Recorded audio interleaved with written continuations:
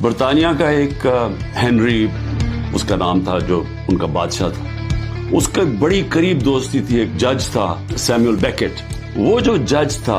اس کو وہ chief justice بنا دیتا۔ ایک کیس چاہتا ہے کہ بادشاہ کہ یہ تم میرے لیے فیصلہ کرو، اس کا اپنا دوست چیف جسٹس ہوتا ہے، وہ کھڑا ہو جاتا ہے، کہتا ہے نہیں یہ ناانصافی،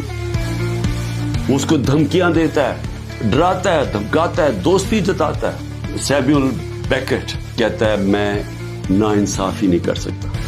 آخر میں اس کو پھانسی دلوا دیتا ہے، وہ پیچھے نہیں ہٹتا، مرنے کے لیے تیار ہو جاتا ہے۔ برطانیہ کے جج سارا جسٹس سسٹم یاد رکھتا ہے اس آدمی کو، صدیوں تک جب بھی جج کھڑا ہوتا تھا تو اس کے بھی ذہن میں آتا تھا کہ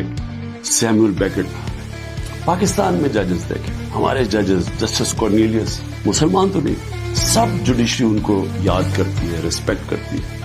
سب کو پتا تھا کہ انصاف کے لیے کھڑے ہوتے۔ تو میں اپنی جوڈیشری کو کہتا ہوں کہ دیکھیں